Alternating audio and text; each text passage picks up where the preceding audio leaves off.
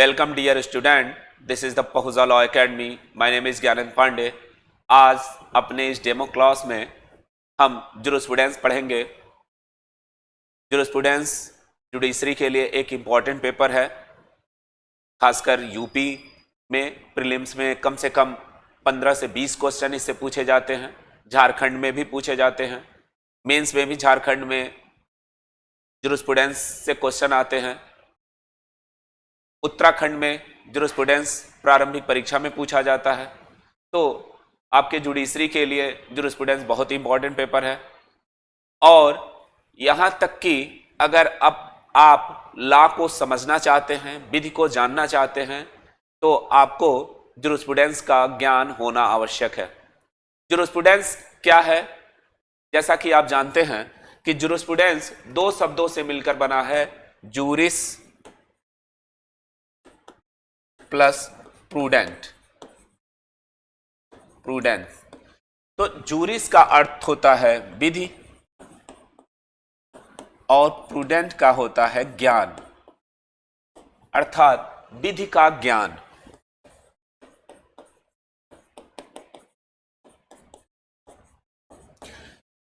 यह जूरिस्प्रूडेंस विधि का ज्ञान बताता है, विधि का नॉलेज देता है कि विधि है क्या, विधि कैसे बनती है, विधि क्यों बनती है। यह इस चीज को अगर हमें जानना है तो जूरिस्प्रूडेंस को जानना जरूरी है। जूरिस्प्रूडेंस आप देखोगे कि कोई भी विधि जो आज पार्लियामेंट बना रही है, उसके पीछे बनाने का रीजन क्या है, कारण क्या है। यह कारण की खोज, व्हाट एंड व्हाई की खोज जूरिस्प्रूडेंस ही करती है। जूरिस्प्रूडेंस को अगर विभिन्न विधि शास्त्रियों ने परिभाषित किया, अगर हम उनको परिभाषाओं को एक एक करके देखें, क्योंकि आपके जुडिशरी के एग्जाम में भी इन परिभाषाओं में से कोई ना कोई एक परिभाषा, एक स्टेटमेंट दे देगा और यह पूछेगा कि यह किसका दी गई परिभाषा है या किसका स्टेटमेंट है।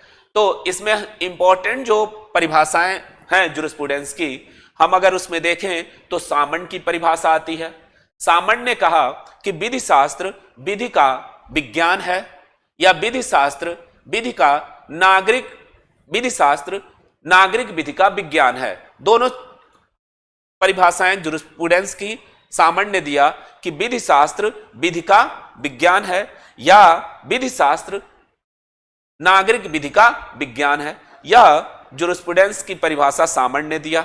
मोएले ने कहा कि विधि शास्त्र विधि सिद्धांतों का सूक्ष्म और गहन अध्ययन करता है। आप ये जो परिभाषाएं हैं इनको नोट कर लेंगे, ताकि इन परिभाषाओं से क्वेश्चन पूछे जाते हैं कि यह किसका स्टेटमेंट है।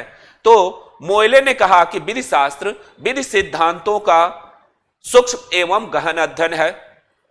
अल्पियन ने कहा कि विधि शास्त्र उचित और अनुचित का विज्ञान है। सिसरो ने कहा कि विधि शास्त्र विधि का दार्शनिक ज्ञान है। लास्की ने कहा कि विधि शास्त्र विधि की नेत्र है। यानी आप देख रहे हो कि विधि शास्त्र विधि की जननी है। विधि शास्त्र, लास्की ने कहा कि विधि शास्त्र विधि की नेत्र है। जिस तरह से बॉडी में नेत्र का महत्व है, उसी तरह से जो लॉ है उसका महत्व विधि शास्त्र बताता है।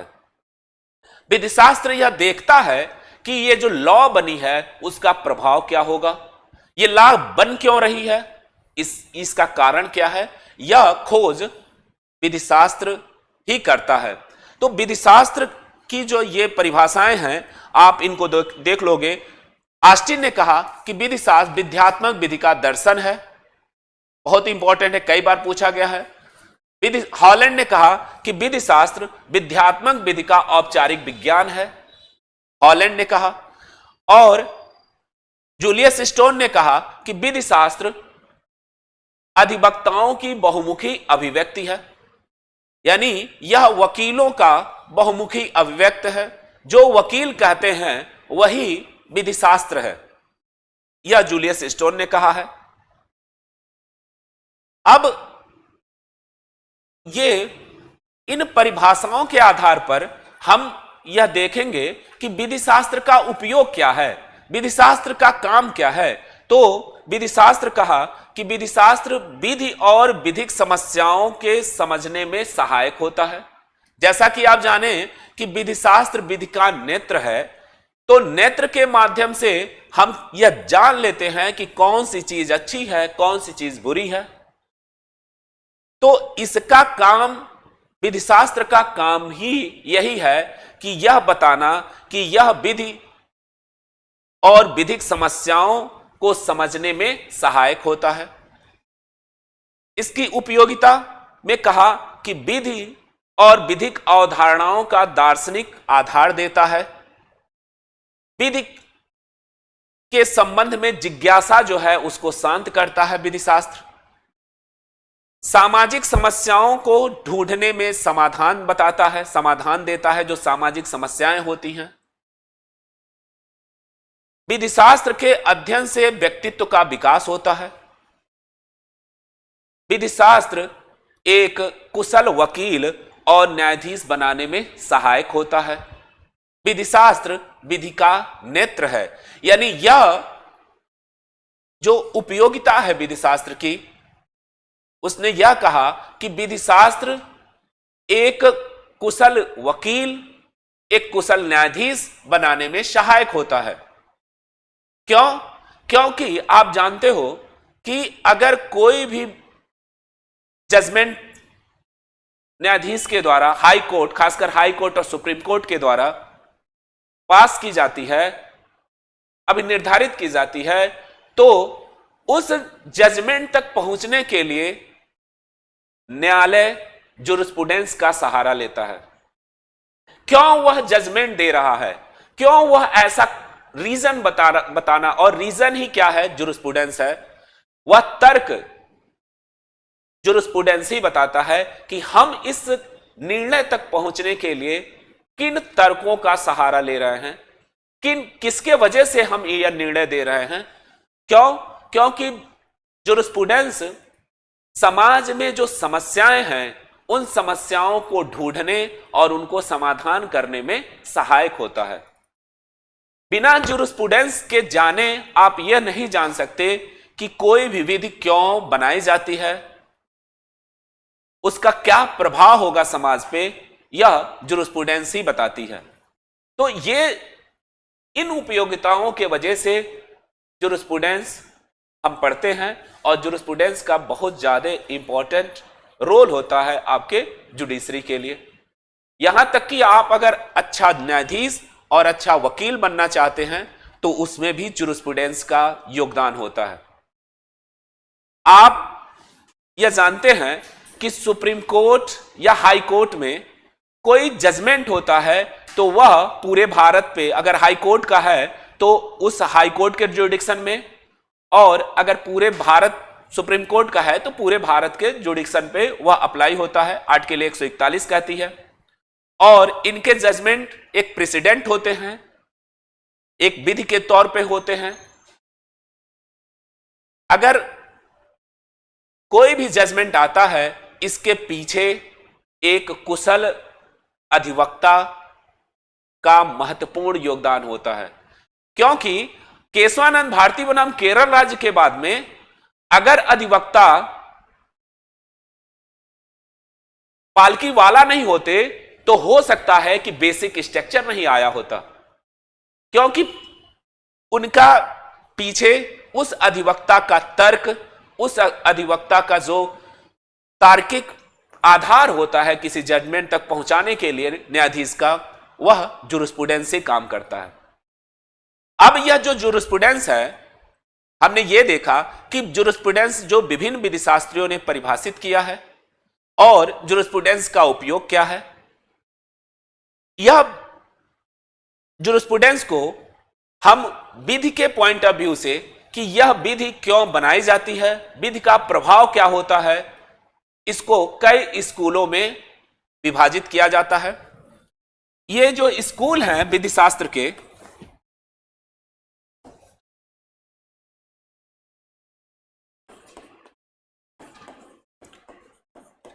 विधि शास्त्र के जो शाखाएं हैं उसमें कहा कि प्राकृतिक विचारधारा, दूसरा कहा विश्लेषणात्मक विचारधारा, तीसरा कहा ऐतिहासिक विचारधारा,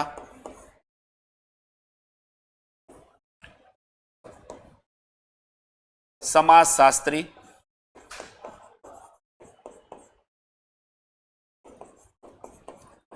विचारधारा और यथार्थवादी विचारधारा। ये जो स्कूल हैं, natural school, analytical school, historical school, sociological school और रियलिस्टिक स्कूल, ये जो स्कूल हैं यह विधि शास्त्र को बताती है कि विधि क्यों बनाई जाती है, विधि कैसे बनती है। इनके आधार पर इनको 5 स्कूलों में विभाजित किया गया है।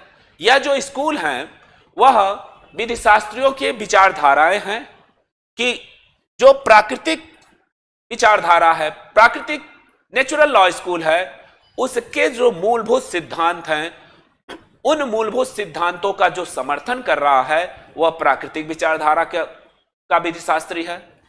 विश्लेषणात्मक विचारधारा के जो मूलभूत सिद्धांत हैं उनको जो विश्वास कर रहा है वो विश्लेषणात्मक विचारधारा स्कूल के समर्थक हैं। तो इसी तरह से ऐतिहासिक, समाजशास्त्री और यथार्थवादी विचारधारा।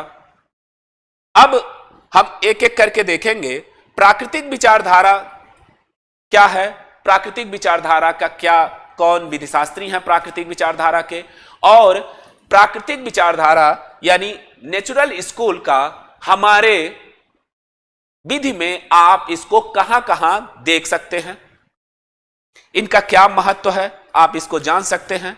तो कहा प्राकृतिक विचारधारा या कहा इसकी जो मूलभूत सिद्धांत है वह कहती है कि विधि बनाई नहीं जाती बल्कि विधि खोजी जाती है।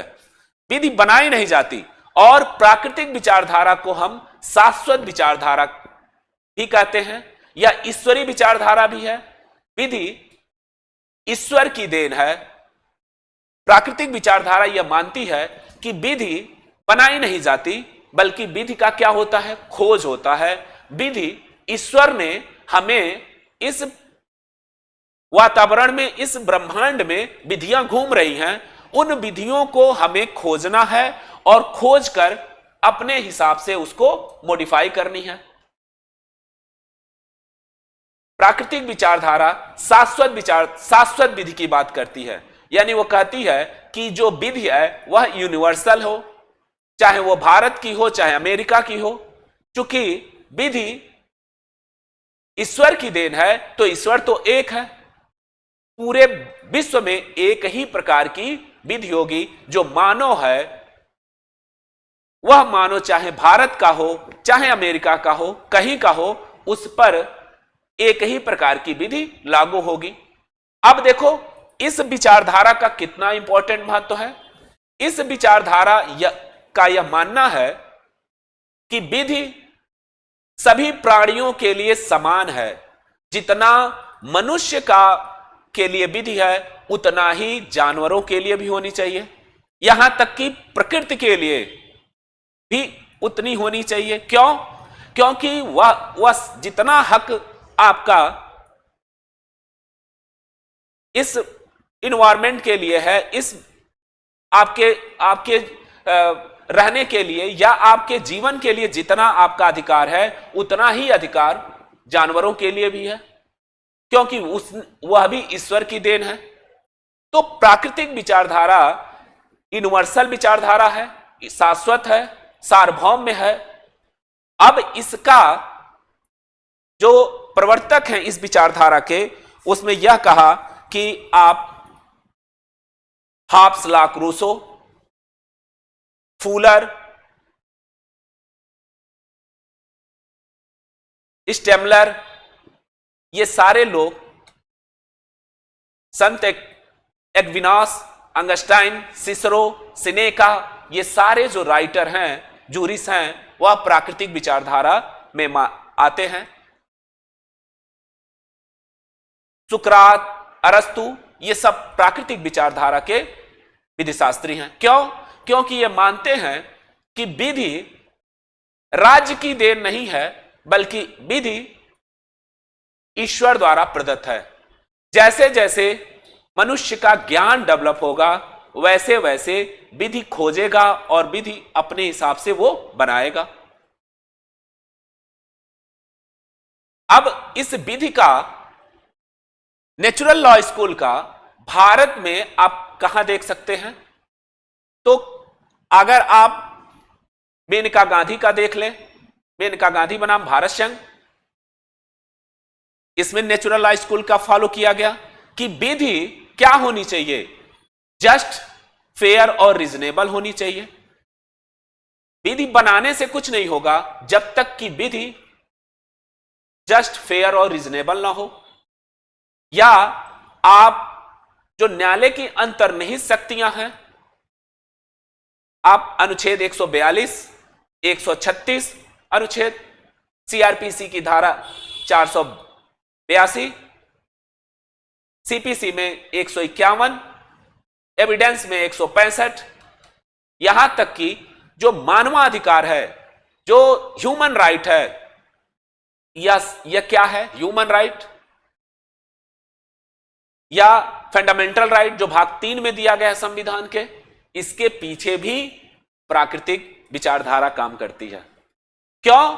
क्योंकि अगर यह नहीं होती तो फंडामेंटल राइट नहीं होता। फंडामेंटल राइट क्या है?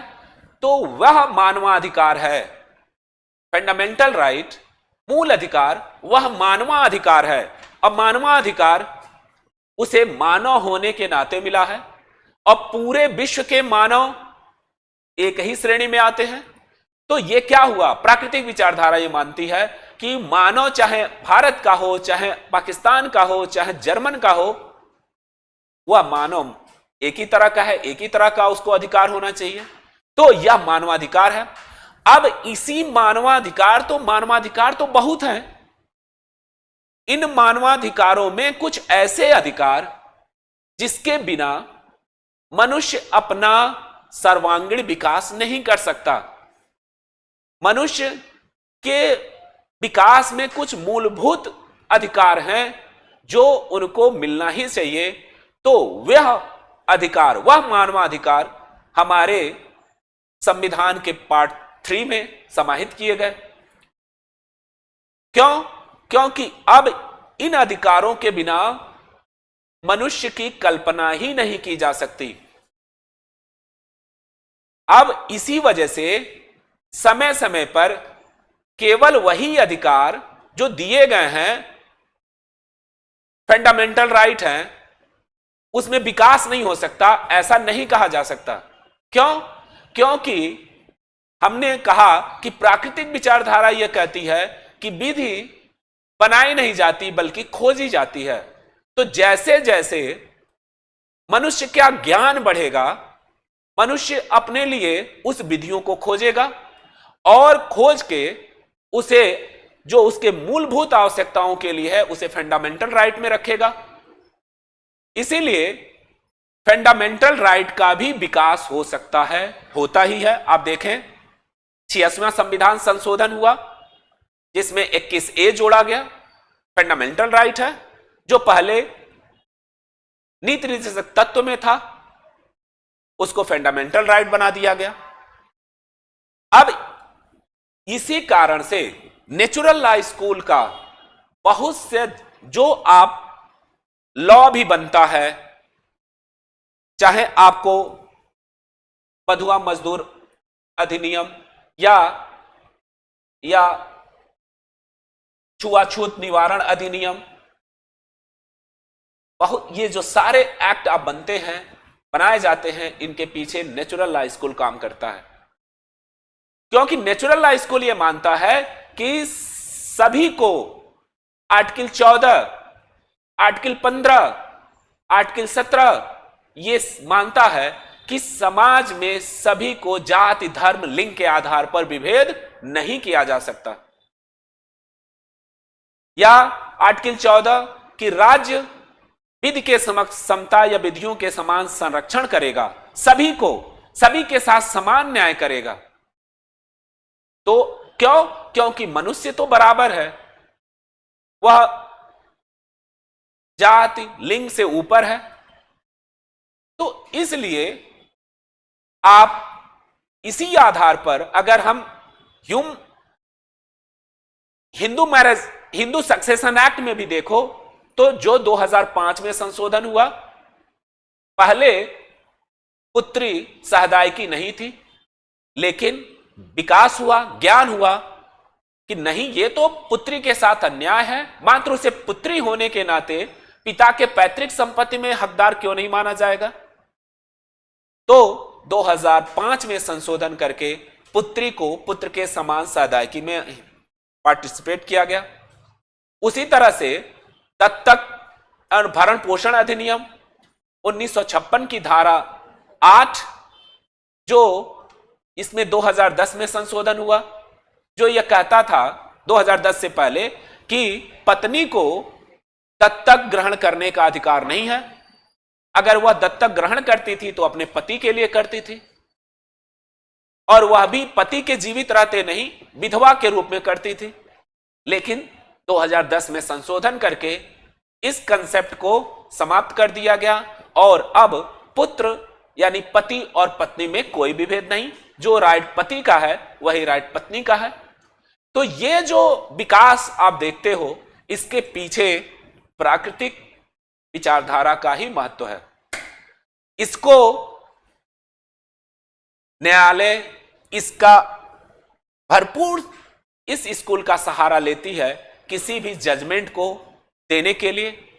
और भी जगह अगर आप एडमिनिस्ट्रेटिव लॉ पढ़ रहे हैं, आप सीपीसी पढ़ रहे हैं, तो सीपीसी में जो सम्मन जारी होता है, यूडी अल्ट्रम पार्टम, जो सम्मन जारी होता है, दूसरे पक्ष को सुनो, यह नेचुरल लॉ का है।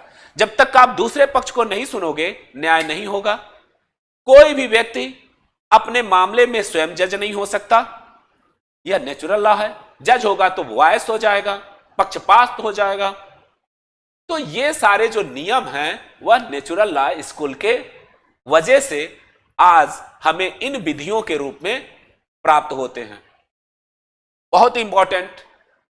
और इसको अगर आप समझ लेंगे तो लॉ के पीछे कारण क्या है, या किसी भी जजमेंट को देने के पीछे कारण क्या है, उस कारण को आप पता लगा सकते हैं। अगली विचारधारा जो है विश्लेषणात्मक विचारधारा। विश्लेषणात्मक विचारधारा प्राकृतिक विचारधारा के उलट है। विश्लेषणात्मक विचारधारा क्या कहती है? इसके विपरीत, प्राकृतिक विचारधारा के विपरीत विश्लेषणात्मक विचारधारा, एनालिटिकल स्कूल। एनालिटिकल स्कूल के जो प्रवर्तक हैं वो ऑस्टिन है, बेंथम है, इसके विचारधारा के जो विधिशास्त्री हैं, सामंड है, केल्सन है, हॉलैंड है, प्लूफेंडॉल्फ हैं। ये जो है विश्लेषणात्मक विचारधारा के हैं।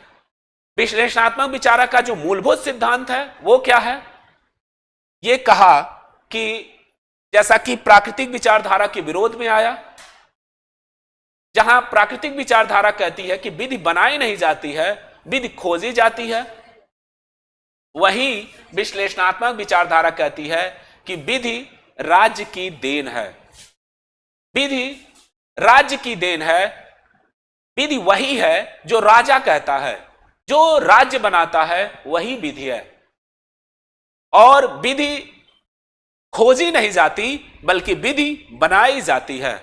यह भी सही लगता है कि विधि अगर राज्य नहीं है, कोई विधि बनाने वाली संस्था नहीं है, तो फिर विधि बनेगी कैसे? यह विश्लेषणात्मक विचारधारा कहता है कि विधि का संबंध राज्य से है, राज्य की उपज है विधि। विधि मानव द्वारा निर्मित आदेश है।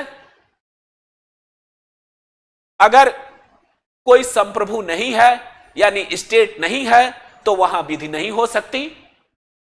स्टेट का मतलब जो संप्रभु पहले राजा हुआ करता था जब प्राचीन समय में, लेकिन जैसे जैसे राज सत्ता समाप्त हुई तो वह स्टेट के तौर पे हो गई।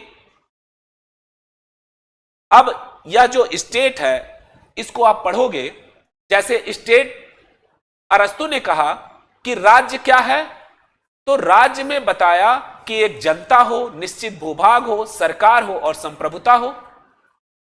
तो यह अगर संप्रभुता किसी व्यक्ति में निवास करेगी तो वह या किसी वंश परंपरागत तौर पे जो राजा के तौर पे आ रहा है उसमें संप्रभुता निवास करेगी तो वहां राजतंत्र होगा।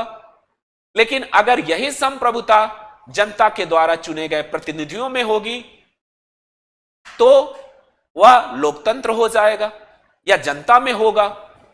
तो ये जो संप्रभु है, चूंकि ऑस्टिन कहता है कि संप्रभु किसी भी स्टेट में एक ही होगा, तो संप्रभु का जो सॉवरेन है वो अविभाज्य है, असीमित है, अपरिहार्य है। यानी विश्लेषणात्मक विचारधारा यह कहती है कि विधि राज्य की देन है, विधि मानव की देन है, न कि ईश्वर की देन है। तो जब विधि मानव की देन है तो विधि हर जगह की अलग अलग होगी। भारत की अलग विधि होगी, अमेरिका की अलग विधि होगी। दूसरी चीज कहा कि विधि में नैतिकता नहीं होनी चाहिए। नैतिकता तो नेचुरल लॉ की बात करता है। यह कहा कि एज ए इट, जैसा हो वैसा ही विधि हो, वैसा ही विधि होनी चाहिए। जैसा राजा ने बना दिया वैसा ही वही विधि है। अब देखो, राजा ने यानी पार्लियामेंट ने हर बनाने वाली संस्था अलग अलग हो सकती है विधि बनाने की। जैसे अगर राजतंत्र है तो राजा होगा, लोकतंत्र है तो कोई पार्लियामेंट होगा, विधि बनाने वाली कोई संस्था होगी जो विधि बनाएगी। अब विश्लेषणात्मक विचारधारा को, इस सिद्धांत को भारत में कहां अप्लाई कर सकते हो? तो भारत में यह कहा विश्लेषणात्मक विचारधारा, अगर आप ए.के. गोपालन का केस पढ़ें, ए.के. गोपालन वर्सेस मद्रास राज्य, तो ए.के. गोपालन के केस में यही कहा गया था कि विधि जो पार्लियामेंट ने बना दिया वही विधि है, उसमें छेड़छाड़ नहीं कर सकते। अगर आर्टिकल 21 को पढ़ा जाए तो आर्टिकल 21 संविधान का क्या कहता है? कहता है कि किसी भी व्यक्ति को उसके प्राण और दैहिक स्वतंत्रता से विधि द्वारा स्थापित प्रक्रिया से वंचित नहीं किया जाएगा। विधि द्वारा स्थापित प्रक्रिया से ही वंचित किया जा सकता है, अन्यथा नहीं। तो प्रश्न यह है कि क्या पार्लियामेंट कोई ऐसा विधि बना दे जो आपके दैहिक स्वतंत्रता पर प्रतिबंध लगाए, तो क्या वह लॉ है? यही प्रश्न ए.के. गोपालन के केस में उठा था। न्यायालय ने विश्लेषणात्मक विचारधारा, एनालिटिकल स्कूल का सहारा लिया और आर्टिकल 21 का लिटरल इंटरप्रिटेशन किया। कहा कि अगर विधि बना दी जाती है और उसकी सम्यक प्रक्रिया का फॉलो किया जाता है, जो विधि बनाई गई, तो वह विधि है। लेकिन आगे चलकर ए.के. गोपालन का जो जजमेंट आया, उसके जो डिसेंडिंग ऑर्डर दिया ए.के. फजल अली ने, वह डिसेंडिंग ऑर्डर मेनका गांधी में असेंडिंग हो गया। अब मेनका गांधी का केस आया जिसमें नेचुरल लॉ स्कूल को फॉलो किया गया और यह कहा गया कि विधि बनाने से कुछ नहीं होगा। विधि अगर आप मनमाना बना रहे हो और तार्किक बना रहे हो तो वह क्या होगा, उसकी समीक्षा की जा सकती है। और समीक्षा किस आधार पर की जाएगी? प्राकृतिक विचारधारा के आधार पर की जाएगी। मेनका गांधी ने कहा कि विधि द्वारा स्थापित प्रक्रिया जब तक कि जस्ट, फेयर और रीजनेबल नहीं होगा तब तक वह विधि नहीं हो सकती। वह आर्टिकल 13 का वायलेशन करेगी, मौलिक मूल अधिकारों का वायलेशन करेगी। और मूल अधिकार हमारा नेचुरल लॉ स्कूल से आता है। अभी आपको पता चला कि मानव अधिकार होने के नाते ही हमें मूल अधिकार मिले हैं। तो और इसी पे, यानी अगर संसद कोई विधि बनाती है तो उस विधि का चैलेंज हम आर्टिकल 13, आर्टिकल 32, आर्टिकल 226 में करते हैं। तो उसका चैलेंज किस आधार पे करते हैं? पार्ट 3 के आधार पे, कि वह प्रक्रिया क्या है, अनरीजनेबल है, मूल अधिकारों को सीमित करती है। तो जिस सीमा तक शून्य करेगी, जिस सीमा तक सीमित करेगी, वह सीमा तक क्या होगी? शून्य हो जाएगी। तो एनालिटिकल स्कूल का अप्रोच अब सुप्रीम कोर्ट या कोर्ट करती है, लेकिन बहुत कम। अगर वह प्राकृतिक विधि का उल्लंघन में है तो वह उसको शून्य घोषित कर देगी। लेकिन अभी भी बहुत से एक्ट हैं जो प्राकृतिक विचारधारा, या आप उसमें देखो कि एनालिटिकल स्कूल के आधार पर बनाए गए हैं। जैसे ए.के. गोपालन का केस हमने देखा, state of Madras versus Champak Dorairajan का केस, इसमें एनालिटिकल स्कूल का है। गोलकनाथ बनाम पंजाब राज्य का केस, केशवानंद भारती का केस, या जो है, या कहा कि निवारक निरोध अधिनियम, राष्ट्रीय सुरक्षा अधिनियम, आतंकवाद प्रभावित क्षेत्र अधिनियम 1984 या टाडा एक्ट, ये सब क्या है? एनालिटिकल स्कूल के वजह से है। यानी अब टाडा के थ्रू अगर कहीं गिरफ्तारी होती है तो उसमें जो प्रक्रिया दी गई है उसी प्रक्रिया को फॉलो किया जाएगा, उसमें नेचुरल लॉ स्कूल को अप्लाई नहीं किया जाएगा अगर लॉ प्रेस्क्राइब कर दिया है। जैसे अगर आप साक्ष्य अधिनियम की धारा 25 पढ़ें तो धारा 25 क्या कहती है? कहती है कि पुलिस के समक्ष की गई संस्वीकृति विसंगत होगी। क्यों विसंगत की गई? क्योंकि यह माना गया कि पुलिस डरा धमका के अभियुक्त से संस्वीकृति करा लेगी, तो यह क्या होगी? विसंगत हो जाएगी, नेचुरल लॉ का वायलेशन होगा, क्योंकि वह डर के मारे अपना यह कन्फेशन किया है, कन्फेशन स्वीकार किया है कि मैंने ही हत्या किया है, इसका दुरुपयोग होने लगेगा। तो साक्ष्य अधिनियम की धारा 25 कही कि ऐसा कॉन्फेशन जो पुलिस के समक्ष की गई है, पुलिस से की गई है, वह क्या होगी? विसंगत हो जाएगी। लेकिन यह भी कहा गया अगर कोई स्पेशल एक्ट बनाया गया जैसे टाडा, पोटा, और उसमें पुलिस के समक्ष इसका जो अभियुक्त है वह कोई कन्फेशन करता है तो वह विसंगत नहीं होगी। तो एनालिटिकल स्कूल का अप्रोच यहां फॉलो किया गया। ऑस्टिन यानी एनालिटिकल स्कूल क्या कहा कि विधि राज्य की देन है और विधि में नैतिकता नहीं होनी चाहिए, विधि जैसा की है, जैसे राजा ने कह दिया वही विधि है। इसके जो प्रवर्तक हैं ऑस्टिन हैं, बेंथम भी हैं। यानी आप जहां यह कहे कि विधि राज्य की देन है वहां एनालिटिकल स्कूल होगा। बेंथम भी कहता है कि विधि राज्य की देन है, लेकिन आप ध्यान रखें कि बेंथम थोड़ा सा ऑस्टिन से अलग है। बेंथम को हम सोशियोलॉजिकल स्कूल में भी पढ़ते हैं। क्यों? क्योंकि बेंथम कहता तो है कि विधि राज्य की देन है, लेकिन विधि के पीछे जो तर्क ऑस्टिन देता है उससे अलग तर्क बेंथम देता है। बेंथम यह कहता है कि विधि अधिकतम लोगों का अधिकतम सुख के लिए होना चाहिए, लेकिन ऑस्टिन ऐसा नहीं कहा। ऑस्टिन ने कहा कि विधि राज्य की देन है और जैसा भी वो है, चाहे सुख हो चाहे दुख हो, इससे कोई मतलब नहीं है।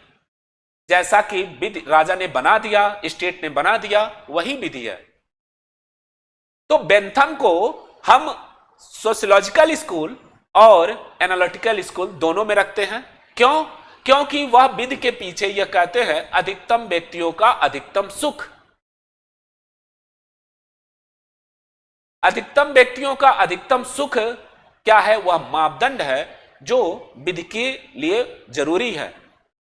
जो यह विधि बनाई जा रही है वह सुख प्रदान करने के लिए हो, इसीलिए यह सोशियोलॉजिकल स्कूल में भी चला जाता है। लेकिन एनालिटिकल स्कूल में इसको इसलिए रखते हैं क्योंकि विधि राज्य की देन कहता है। इसी तरह से ईहरिंग भी है। ईहरिंग भी विधि के पीछे राज्य की देन मानते हैं, लेकिन ईहरिंग सोशियोलॉजिकल स्कूल में भी आते हैं जो यह कहते हैं कि विधि जो बन रही है वह समाज को हित में ध्यान में रख के बनानी चाहिए। बिल थ्योरी देते हैं, इंटरेस्ट थ्योरी देते हैं। इंटरेस्ट थ्योरी यानी जो विधि है वह समाज के बहुत से वर्गों को हित में ध्यान रखकर बनानी चाहिए, यह ईहरिंग कहते हैं। लेकिन यह कहते हैं कि विधि राज्य की देन है, विधि राज्य बनाता है। तो इस प्रकार एनालिटिकल स्कूल का भी महत्व हमने देखा। और एक ऐतिहासिक school, historical school. Historical school क्या कहता है? अब हिस्टोरिकल स्कूल प्राकृतिक शाखा और विश्लेषणात्मक शाखा के विरोध में आता है। यह कहता है कि विधि न तो राज्य की देन है और न ही खोजी जाती है, बल्कि विधि का स्वतः विकास होता है। जैसे जैसे मनुष्य का विकास होगा, कायिक विकास होगा, जैसे मनुष्य का विकास होता है, एक छोटे से बच्चे से लेकर एक पौंड तक बनता है, उसका जो विकास होता है उसी तरीके से विधि का विकास होता है। विधि को स्वतः विकसित होने के लिए छोड़ देनी चाहिए। हिस्टोरिकल स्कूल विधि को संहिताबद्ध करने का विरोध करता है, यानी विधि को बांधने का विरोध करता है कि विधि को हम एक सीमा में बांध के नहीं रख सकते कि यही विधि है। विधि स्वतः ही विकसित होती है। अर्थात हिस्टोरिकल स्कूल में रूढ़ियों का महत्व है, परंपराओं का महत्व है। जो रूढ़ियां प्राचीन समय से चली आ रही हैं वह भी विधि हैं, और इन्हीं विधियों से व्यक्ति गवर्न होता है, यह हिस्टोरिकल स्कूल कहता है। और इसके जो प्रवर्तक हैं वह सेवनी है, मॉन्टेस्क्यू है, सर हेनरी मैन है, पुख्ता है, थिवेट हैं, ये सब इनके जूरिस हैं। सेवनी जो है कहता है कि विधि के पीछे जन चेतना, लोक चेतना नाम देता है। विधि के पीछे जन चेतना का योगदान है। जैसे जैसे समाज में चेतना बढ़ेगी वैसे उस समाज की विधि भी विकसित होगी। यानी विधि पहले आती है, समाज या स्टेट बाद में आता है। जबकि एनालिटिकल स्कूल कहता है कि पहले राज्य आएगा उसके बाद विधि आएगी, क्योंकि विधि राज्य की देन है। लेकिन हिस्टोरिकल स्कूल कहता है कि विधि पहले आती है उसके बाद राज्य आता है। पहले रूढ़ियां चली आएंगी, उसके बाद स्टेट बनेगा, और स्टेट को विधि को संहिताबद्ध करने की जरूरत नहीं है। जैसे ही विधि विकसित हो रही है उसको विकसित होने दिया जाए। इस तरह से हिस्टोरिकल स्कूल कहता है। सोशियोलॉजिकल स्कूल कहता है कि विधि के पीछे समाज का योगदान होता है। जैसा समाज होगा वैसी विधि होगी। जैसे लिविंग लॉ की बात करता है, सजीव विधि की बात करता है,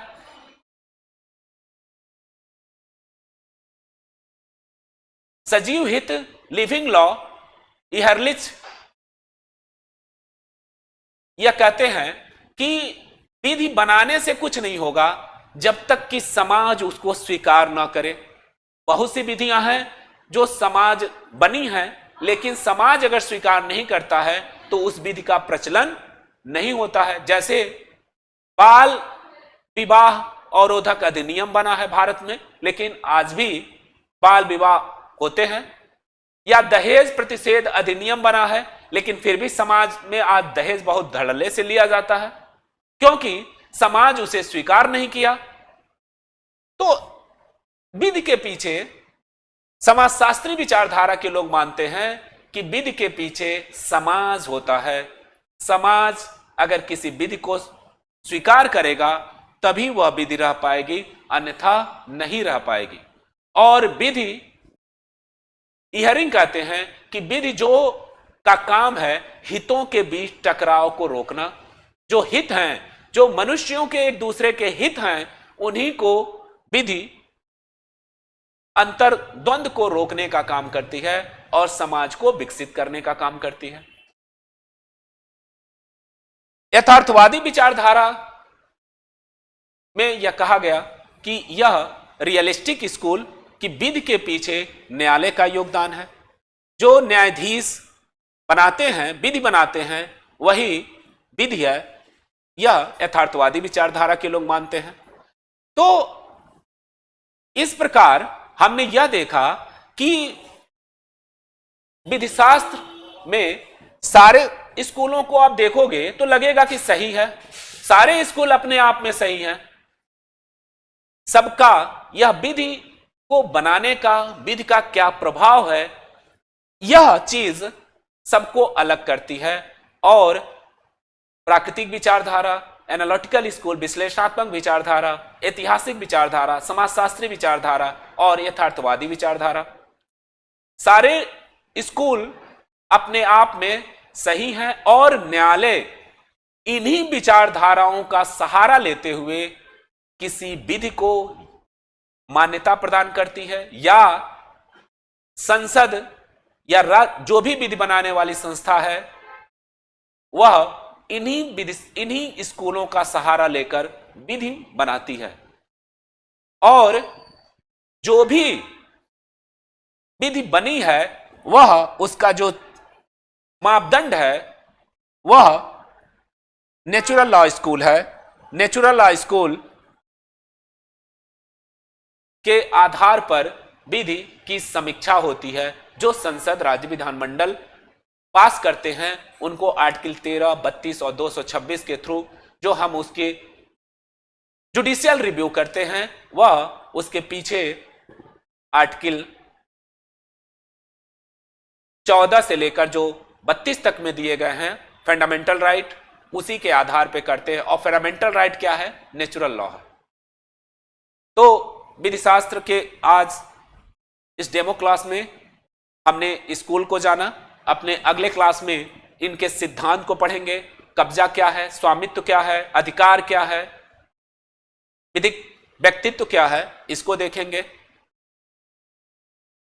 विधिशास्त्र का यह क्लास कैसा लगा कमेंट करके बताएं। धन्यवाद।